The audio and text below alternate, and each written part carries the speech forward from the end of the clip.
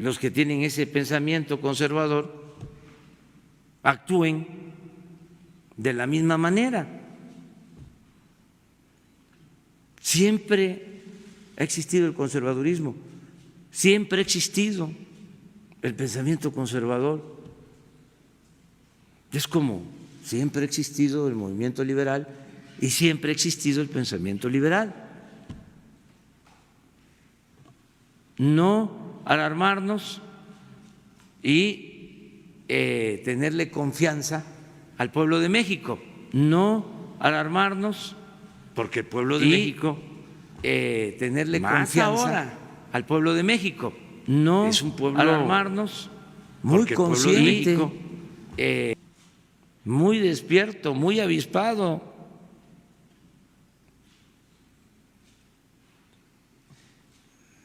Nuestro pueblo es prudente, no quiere la confrontación. Yo he preguntado en las plazas, ¿quieren que le contestemos al presidente Donald Trump, que nos enfrentemos al presidente Donald Trump? Lo he hecho 2 o 3 veces en las plazas. O que actuemos con prudencia, de manera respetuosa, que busquemos la cooperación, el entendimiento. A ver, que levanten la mano. Lo hice en Poza Rica, me acuerdo, y lo hice en Puebla, en Atlisco. Nadie levantó la mano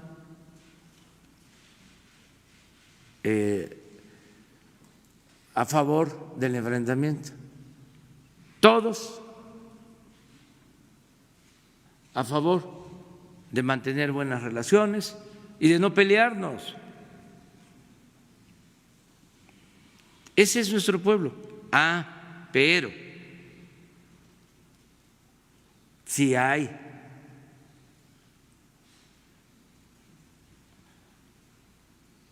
una injusticia y una falta de respeto a nuestra soberanía,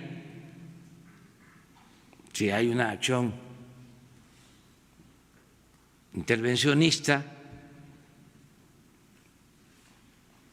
en contra de nuestra patria, ese mismo pueblo no lo vería bien. Entonces, vamos a buscar que haya entendimiento y no nos preocupe que haya quienes sean opositores a nosotros. Eso es la democracia y qué bien que se van a manifestar, tienen todo su derecho. Nosotros venimos de la oposición, también nos manifestábamos, pedíamos permiso, no nos daban a veces el permiso de usar el Zócalo o las plazas en los estados. Ahora hay libertades, es el derecho de manifestación, nada más que se informe y no hay necesidad de pedir permiso. Somos libres los mexicanos, completamente libres. Segundo punto, respecto a la caravana de madres centroamericanas en busca de sus migrantes desaparecidos que están en nuestro país, ya el Instituto Nacional de Migración incluso ha expresado que hay un acompañamiento por parte de ellos por el tema de la seguridad y todo este tipo de necesidades. ¿Habría algún tipo adicional de apoyo en el tema de la búsqueda de sus desaparecidos? ¿Y usted les mandaría algún mensaje a estas madres? Y rapidísimo, el tema de su informe.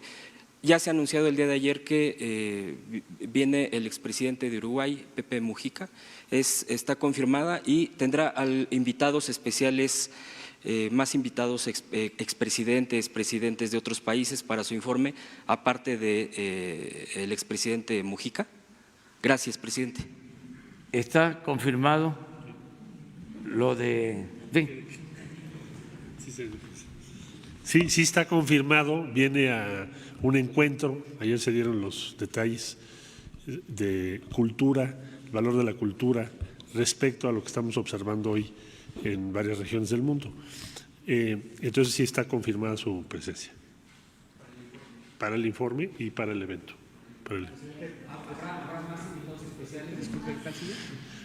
Bueno, expresidentes no, él es el que nos ha confirmado. Sí tenemos registro de varias llamadas una vez que concluya el informe el señor presidente de la Unión Europea y de otros países del mundo. Nada más por lo de la caravana, pues mandar el mensaje, ¿no?, a las madres de sus con hijos desaparecidos que tienen todo nuestro apoyo y el compromiso de ayudar en todo para que aparezcan sus hijos. Esta es la 15 caravana de madres centroamericanas que están en el recorrido, en una ruta que ya previamente se ha dado a conocer a través de los medios, en el cual hay un trabajo coordinado entre la Secretaría de Relaciones Exteriores, el Instituto de Migración y los gobiernos de los estados. Son 36 madres. En esta ocasión ya localizaron a un ser querido de ellos que se encontraba en una prisión. Entonces continúan, tienen todo nuestro apoyo, estamos acompañándolos para efectos de seguridad y condiciones dignas en el trayecto y en su recorrido en México. Ninguno, afortunadamente, y yo creo que no debemos, ni debería de haber. Ellos buscan con todo su corazón a sus seres queridos y hay que permitirles esta búsqueda que les puede traer paz en su corazón. Presidente, sobre el tema, los dos temas sobre la corrupción, presidente. Muy buenos días, presidente y secretarios. Mi nombre es Ramón Flores de Los Ángeles Press de Guadalupe Lizárraga. Presidente, el 10 de septiembre de este año, Empalme vivió la violencia extrema como represalia por no participar en el tráfico de estupefacientes. Quemaron viva a una familia, sobreviviendo al ataque el padre de una menor de 3 años y la niña que se encuentra en cuidados intensivos en un hospital de Sacramento, California. El resto de la familia vive aterrada, escondiéndose del grupo delictivo que cometió el crimen, que no ha sido el único.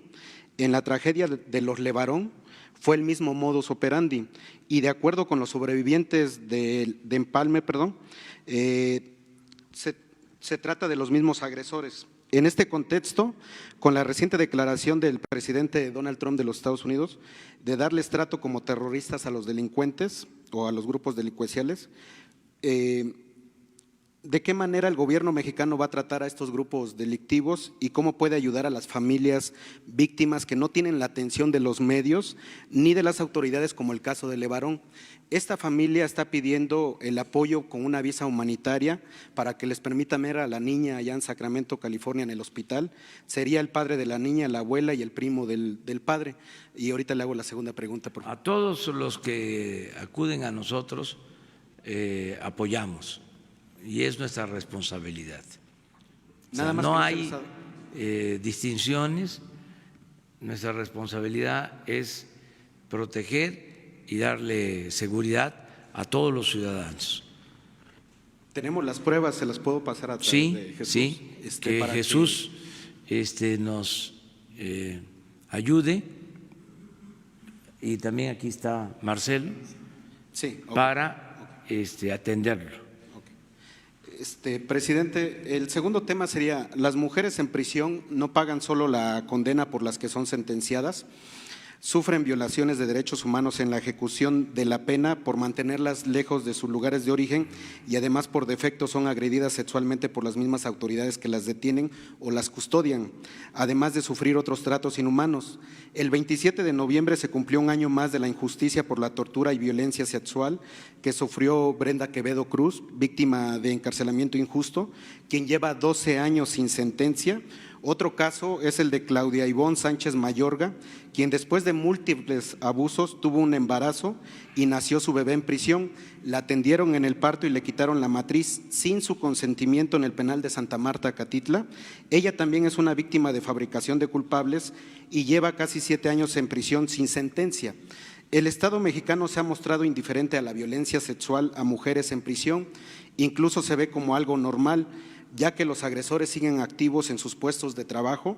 Bajo su administración, el presidente ha considerado la reparación de daño a víctimas de tortura sexual. ¿Existe un padrón de víctimas? Y si es así, ¿de qué manera implementaría esta acción de gobierno?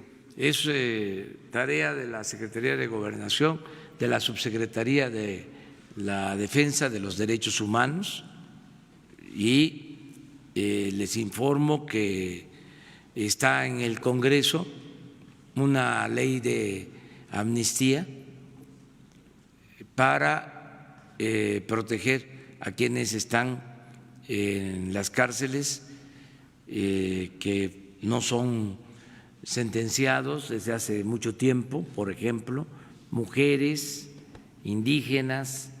Estamos esperando la aprobación de esta nueva ley de amnistía y van a quedar en libertad mujeres, indígenas, gente que ha sido víctima de injusticias. Entonces estamos viendo esto y en particular lo que planteas, sí, y tiene que ver con la responsabilidad de Alejandro Encinas, subsecretario de Gobernación. Les recuerdo que la Secretaría de Gobernación tiene como función principal la defensa de los derechos humanos. Esa secretaría, que era la encargada de espiar a opositores y de reprimir, esa secretaría caracterizada por su autoritarismo, es ahora la Secretaría de los Derechos Humanos, y estamos permanentemente trabajando en eso. Y no vamos a tolerar, no se permite la violación de derechos humanos, y cualquier abuso que haya va a ser castigado. Es nada más cosa de presentar las denuncias y no hay impunidad.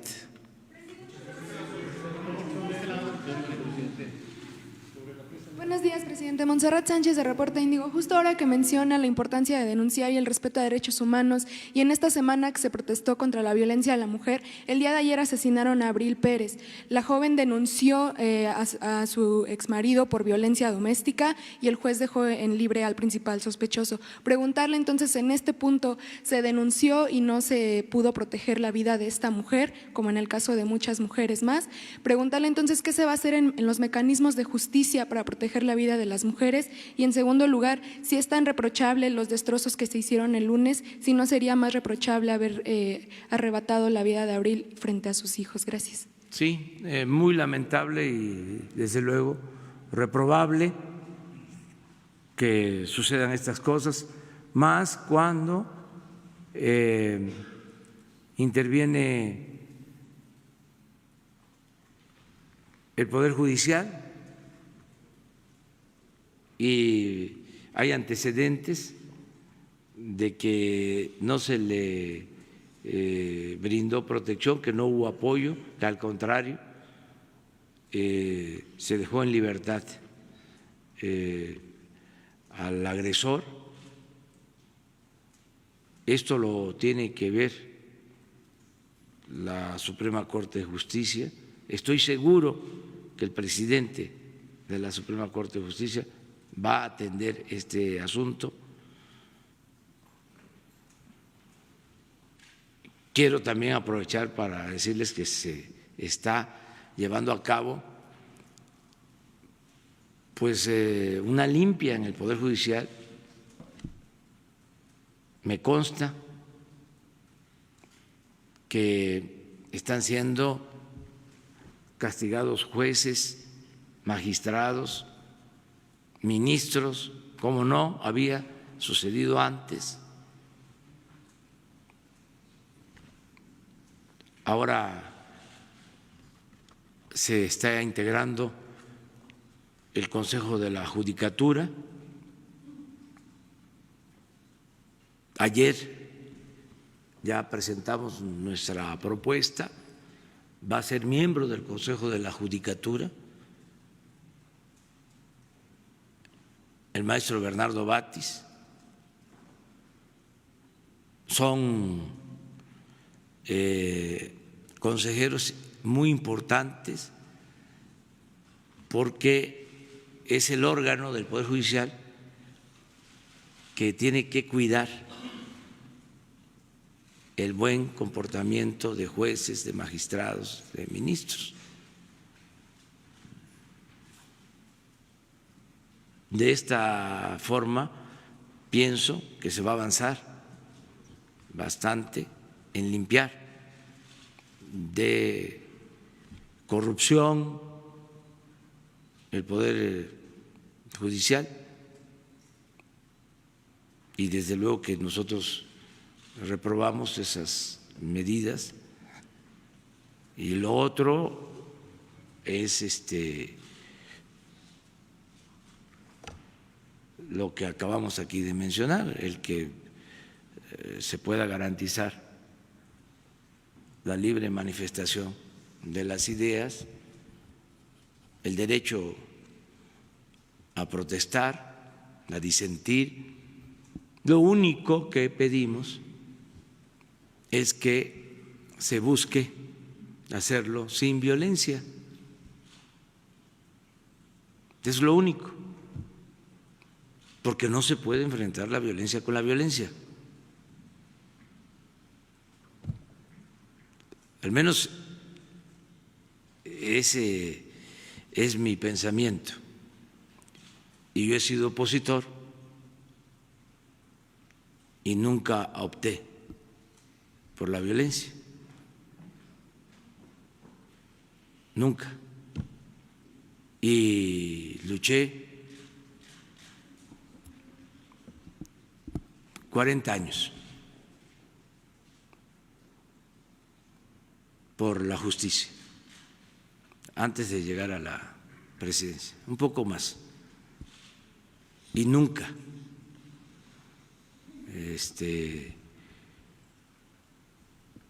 optamos por la violencia. Nos robaron la presidencia, que no fue poca cosa, y no se rompió un vidrio. Pero cada quien tiene también su manera de actuar. Mi recomendación es que se proteste, que se busque protestar sin violencia, porque además cuando se utiliza la no violencia, por ejemplo, la desobediencia civil,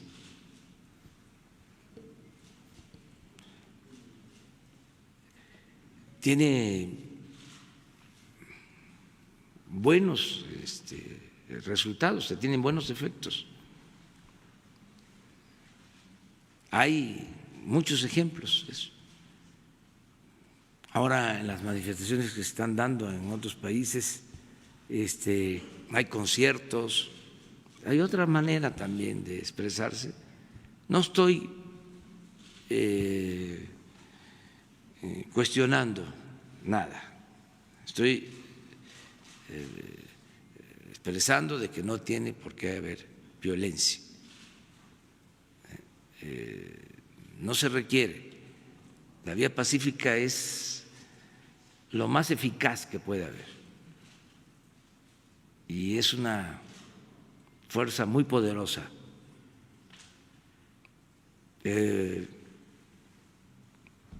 A Luther King lo metían a la cárcel porque se pasaba un alto. Iba a la cárcel y el mismo gobierno quería que saliera y le pagaban la fianza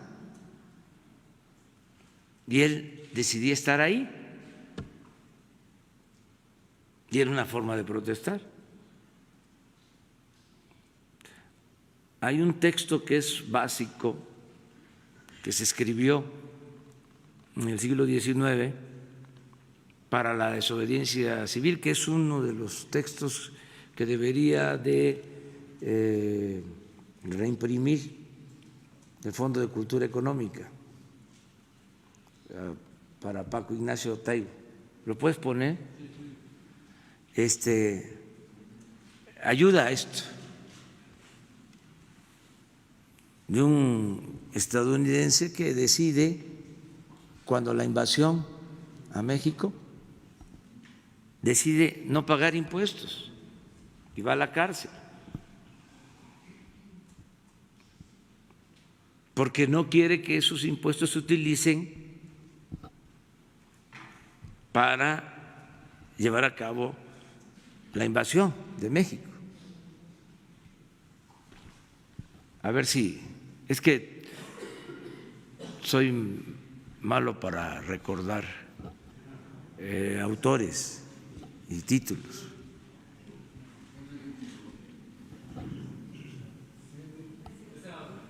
Pero aquí nos van a decir.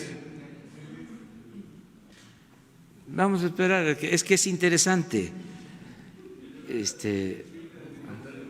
Un momento, o sea, ¿tienen prisa ustedes? Ah, sí, vamos a ir a Puebla, sí es cierto. Bueno, a ver.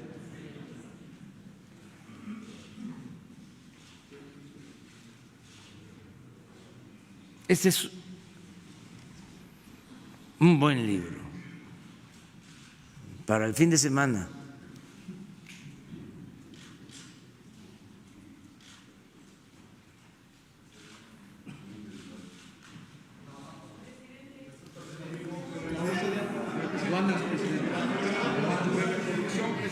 A ver.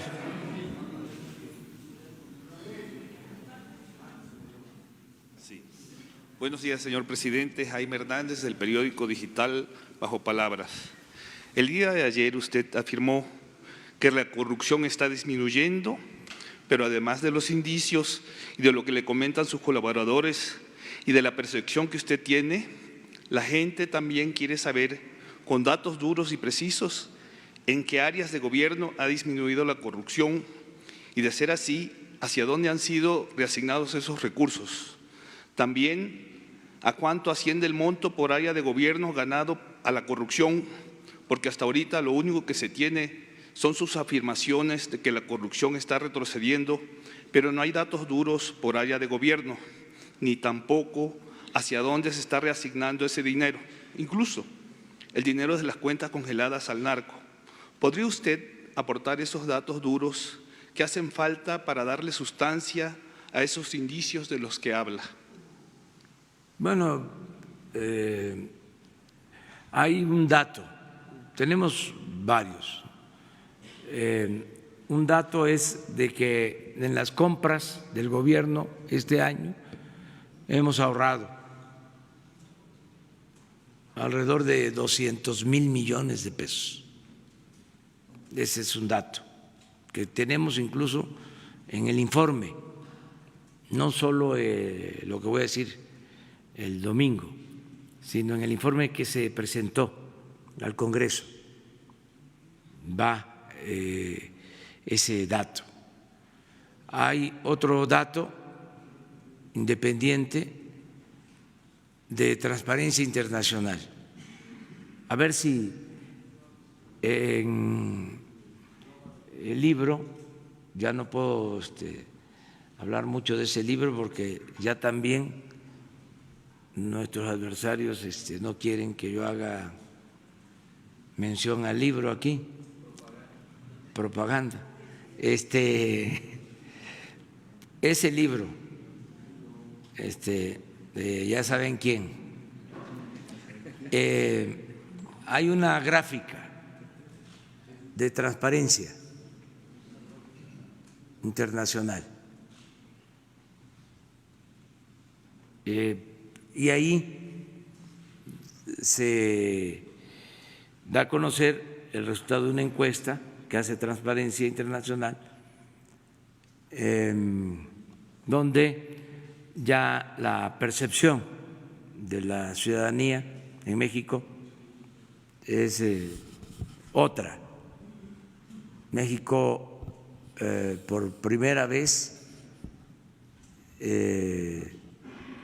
ocupa el segundo lugar en el continente americano, creo que en América Latina, en el combate a la corrupción. Segundo lugar. Pero ahora vemos la gráfica. Es de Transparencia Internacional. ¿En qué se está utilizando el dinero?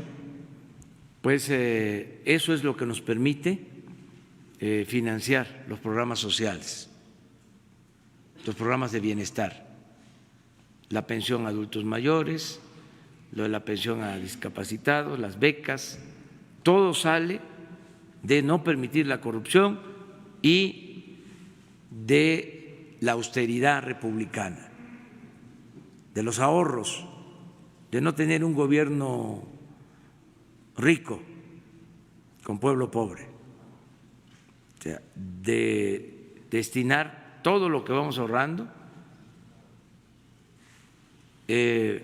apoyar a la gente.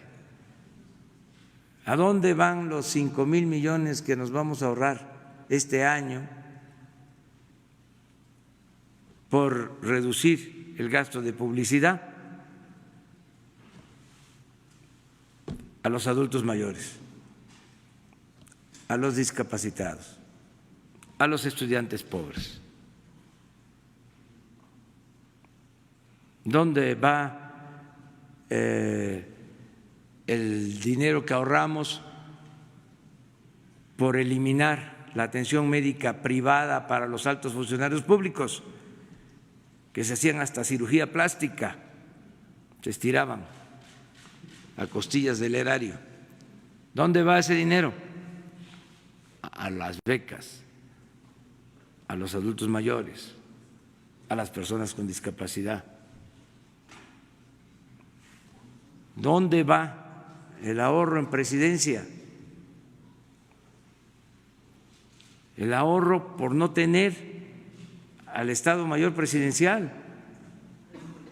8,000 elementos cuidaban al presidente. Imagínense eso. Todo el gasto de operación, cientos de camionetas blindadas, aviones, helicópteros. Iban a un viaje al extranjero, se iba el Estado Mayor un mes antes. Los mejores hoteles, los mejores restaurantes, hasta daba pena. Una vez me contó una autoridad de España que un presidente hizo un viaje allá y como un mes antes llegaron los del Estado Mayor y ocuparon todos los hoteles y eran los clientes de los restaurantes y de los bares más lujosos. Y en ese lugar donde iba a llevarse a cabo la visita, donde se llevó a cabo la visita, pues no estaban acostumbrados a eso. Y bajaron, no sé si llevaron en barcos o en aviones, el caso es que bajaron patrullas con torretas y así se desplazaban. Vergüenza. Eso ya no existe. Y no solo no existe esa prepotencia, sino nos estamos ahorrando mucho dinero. Atrás, los del cambio, porque es lo mismo, pues fue lo mismo. Ahora se enojan, ¿no? ¿Qué culpa tengo yo? O sea, ahora sí. ¿Y yo por qué? Iría al clásico. Miren, ahí está.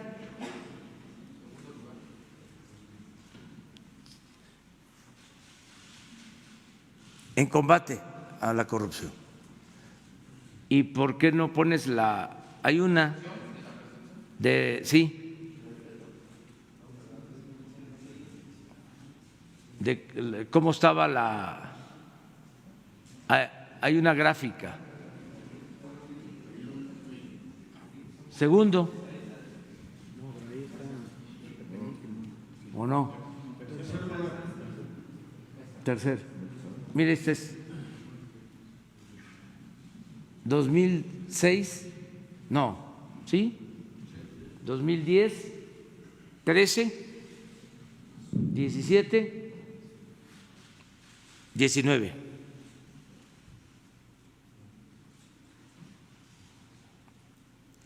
Aquí aprovecho porque una de cal por varias de arena. Vean las columnas nada más cómo están hoy. Estamos como 9-1 en las columnas. No, 10-0. Es paliza diario. Entonces, qué bien que me preguntaste porque me das la oportunidad de presumir. A ver, regresa a la anterior.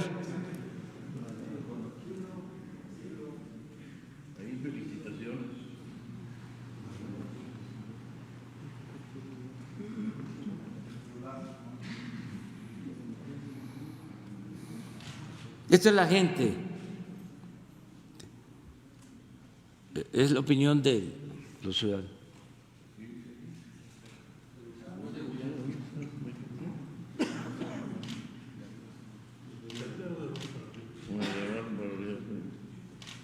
Ah, sí, pues. Sí, es tercero, ¿no?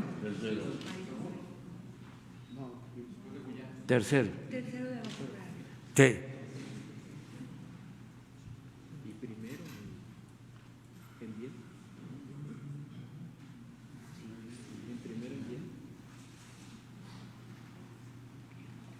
Vamos bien,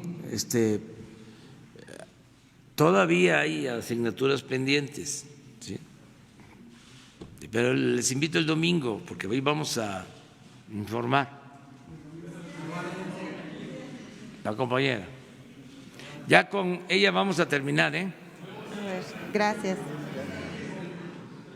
Mirza Uribe, de la Gaceta del Aire, simplemente mujer en Los Mochis. Presidente, gracias. Hay un problema que se está viviendo también en cuestión de la corrupción. Más bien son dos problemas, pero voy a comentarle un problema. Respecto a lo que está pasando en la natividad, está muy preocupante porque se ha desplomado el precio del ganado. Muy preocupante porque se ha desplomado el precio del ganado y ha bajado bastante. Todo es bajo una problemática que se dio hace 15 días, que es se quitaron el estatus zoosanitario en Sinaloa. Se ha vivido un problema muy fuerte porque los ganaderos, el ganado, las exportaciones, el dinero se acaba en ese sentido. Se acaba y se está acabando por la cuestión de que ya no está el precio como antes.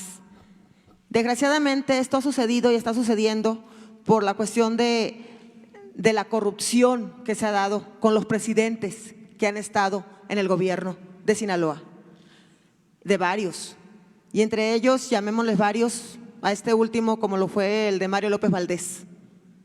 Cada año se les entregan 200 millones de pesos a la Asociación Ganadera, al gobierno estatal, y de ahí lo pasa a la Unión Ganadera. Siempre con esa problemática de que desaparecen los dineros. Pero eso sí, ahí vienen las campañas políticas de la cuestión de los municipales, cuestiones de los para diputados, y todo eso se ha dado. Se cambian los dineros, se pregunta dónde están los recursos. Los ganaderos están preocupados, hay mucho problema en ese sentido, y la verdad se está sufriendo mucho. Hace aproximadamente unos 15 días fue la feria ganadera, y ahí mismo el actual presidente de la ganadera, Manuel Andijo, le preguntaron a la gente está desesperada, se le echó encima, llegó el gobernador, llegaron todos, y de repente las personas le gritan: ¿qué pasa? ¿Por qué bajó? ¿Por qué no está el precio? ¿Por qué se les quitó todo lo que es el comercio? Ya no está, ya no hay para pues transportar, para hacer una economía grande como antes. Y le contesta el actual presidente de la ganadera que es porque el presidente de la República tiene bloqueado ahí. La gente se le echa encima y le dice: no es verdad, porque es la primera vez que nos van a poner atención. ¿Dónde están los recursos? ¿Dónde están los recursos que siempre se les han dado? Y nunca les han dado una respuesta sobre eso. Se le presionó a Mario López Valdés, se le presionó por varias cuestiones que se han dado. Incluso hay funcionarios que tienen ahorita demandas por fraude y todo lo que se había dado en esta pasada administración.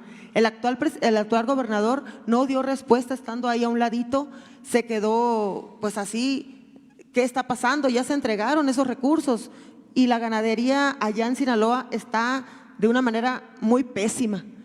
El precio no hay, los ganaderos están sufriendo, no hayan qué hacer, el ganado está para… ¿qué van a hacer con él? Es un problema muy fuerte que se está dando en Sinaloa en cuestión de la ganadería. Es una corrupción muy fuerte, y ojalá que ya se ponga cartas en el asunto, porque el desplome está muy bárbaro. No saben qué hacer, no saben por dónde buscarle.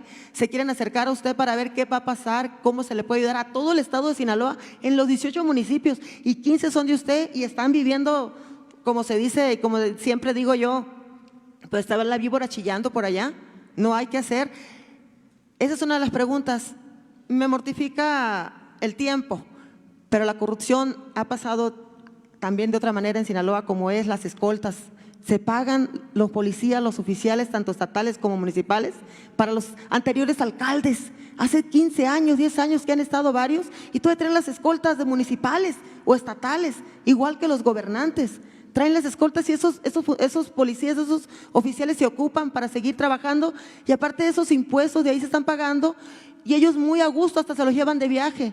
Es una corrupción horrible en ese sentido. Ojalá que ahora sí, así como usted le quitó la pensión a los expresidentes, que ahora sí a los gobernantes en Sinaloa se le quite las escoltas y las pensiones que tienen tan bárbaras y tan grandes como las han vivido y las están viviendo. Los oficiales deberían estar trabajando cuidando a la ciudadanía, no cuidándoles las espaldas a esos que ya no son nada y que nada más han estado para burlarse del gobierno, burlarse del pueblo y burlarse de toda la ciudadanía y quitándoles los recursos. Eso es todo y muchas gracias. Sí, vamos a pedirle al secretario de Agricultura y de Ganadería, Víctor Villalobos, que hable con el gobernador hoy mismo para apoyar en lo que estás planteando, ¿sí? Eso es lo que puedo comentar. Me tengo que ir. A ver, una.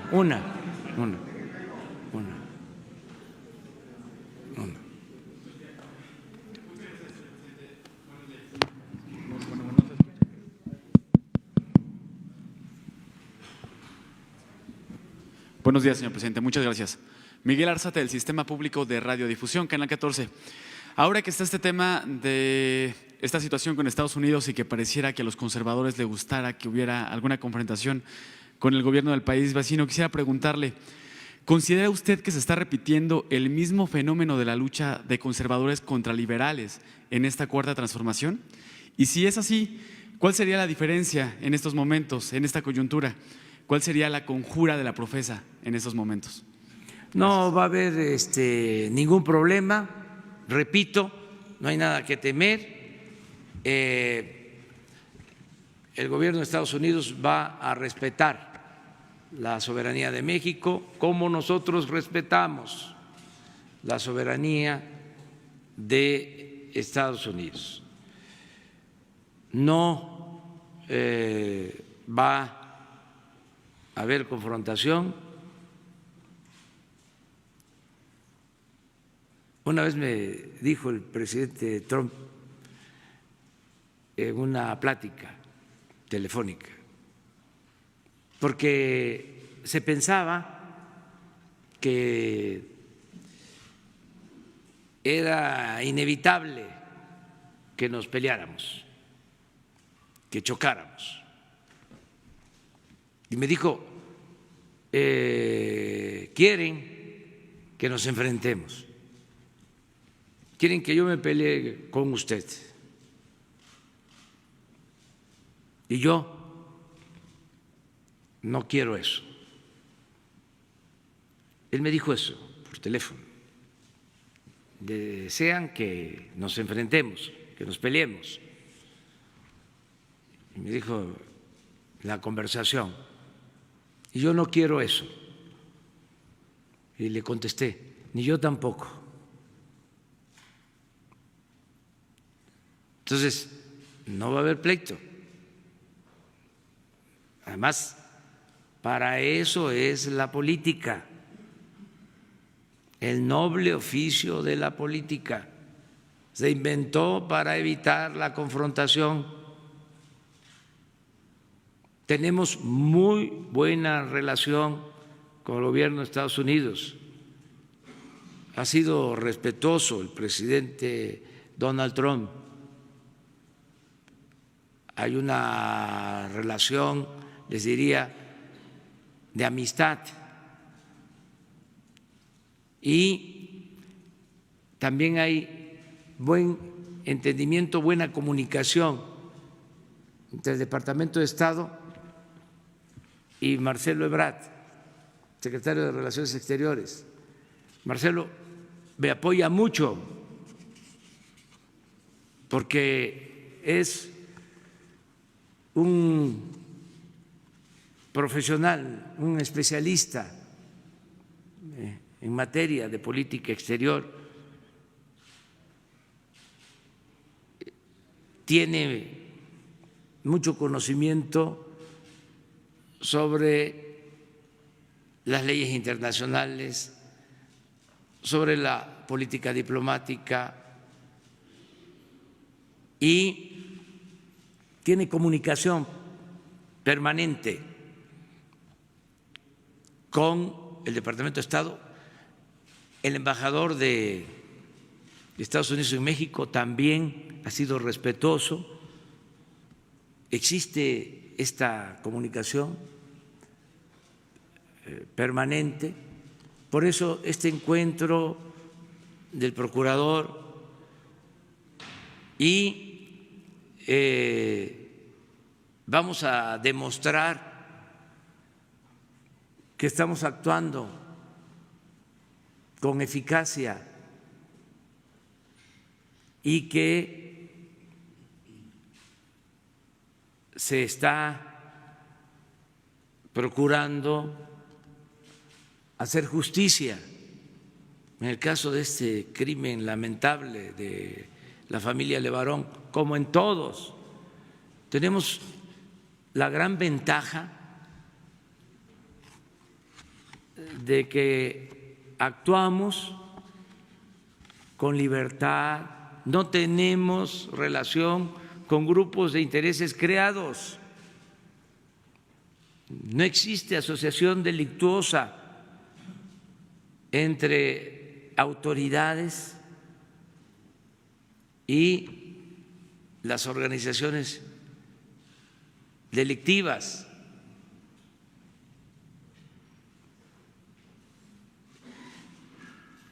Estamos aplicando la máxima de los liberales del siglo XIX, al margen de la ley nada, por encima de la ley nadie. Y se está avanzando y se les va a demostrar a las autoridades estadounidenses, además ellos tienen información de lo que estamos llevando a cabo y se va a demostrar de que no nos hemos quedado con los brazos cruzados o que somos incapaces, que no sabemos. Nada de eso. Desde el primer momento que se dieron estos hechos lamentables, estamos actuando. ¿Podrían ser públicas las grabaciones de las llamadas con el presidente Trump? Yo no las grabo.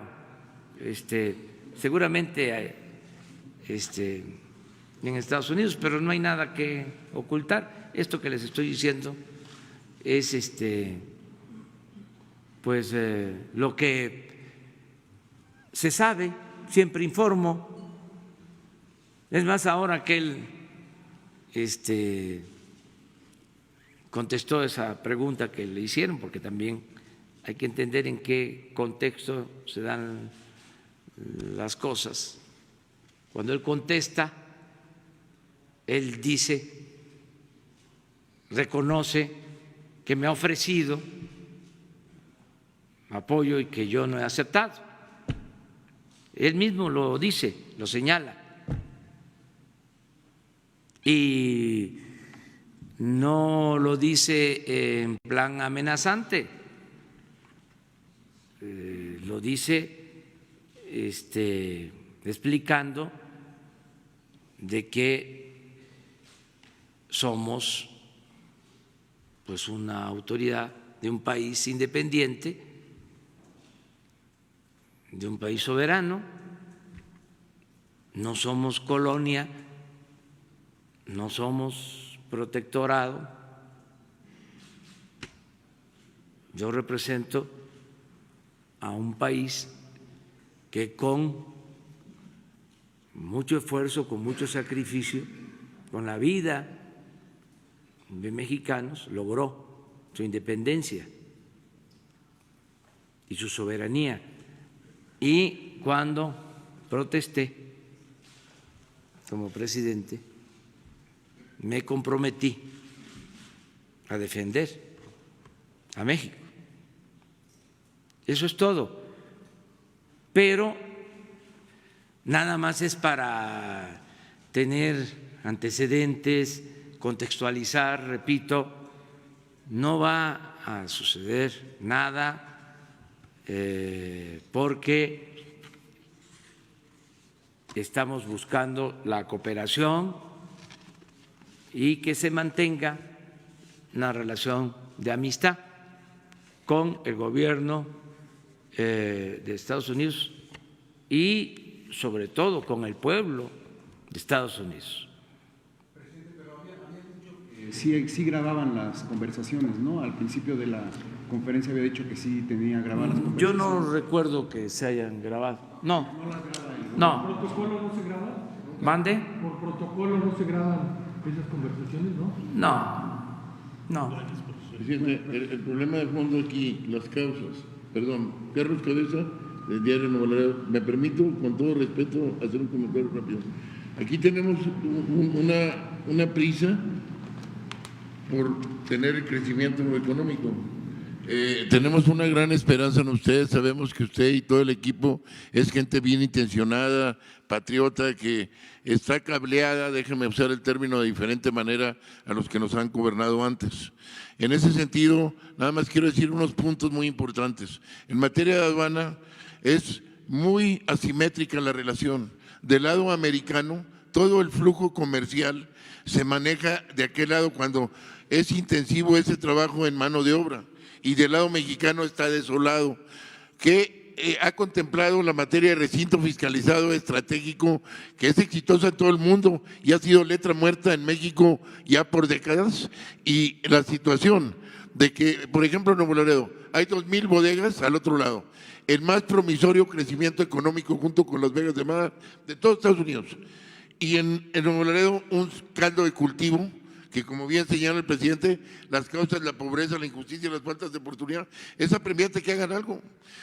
Yo no sé qué tanto conocimiento tenga usted, señor administrador general de la aduana, pero en Nuevo Laredo tiene ya 20 años muertos proyectos estratégicos, detonadores del desarrollo, y no nada más en Nuevo Laredo. Entonces, aquí en materia económica, nada más puntualizar porque traigo un rosario de cuestiones, la reactivación económica es inminente. El programa de desarrollo regional, o pensamos que de los 2.500 municipios no hay proyectos estratégicos ociosos hoy. Claro que los hay en cada uno de los municipios. ¿Por qué no tenemos un inventario? ¿Qué está haciendo la Secretaría de Economía en tener un inventario de los proyectos estratégicos del país? ¿Qué no se han dicho todos los tratadistas que hay que empezar por los agrupamientos industriales? ¿Sabemos cuántos clústeres o agrupamientos industriales hay en el país actualmente y potenciales? Sin eso, usted trae todo el sentimiento y todo para salir adelante. Pero yo quiero, y todos los mexicanos queremos, que usted sea exitoso en la economía, pero con creces, no que si hay recesión, que si no, no, con creces, apabulladamente. Para eso hemos perdido 12 meses. Hemos perdido 12 meses que no tenemos un inventario. Esa es mi ansia y mi desesperación por mis hijos, por el ejemplo de mis padres, por usted, ¿verdad? Que hemos luchado, ¿verdad? La situación, necesitamos una reactivación económica tajante, sin ningún cuestionamiento. Necesitamos una situación de un programa de desarrollo. Ahora, el TLC no es una panacea sola. El TLC requiere una política complementaria, si no va a ser la misma historia. Más comercio, como dice el presidente, y bienestar, ¿dónde? Ahí la dejo. Muy bien, mira, Ricardo Agüet, escucha, Ricardo Agüet va a platicar ahora contigo, se quedan ahí. Ya me tengo que ir porque ahora sí vamos a Puebla, les invito a Puebla. Y mañana vamos a ir a Santa Lucía y el domingo al Zócalo. Nos vemos el lunes.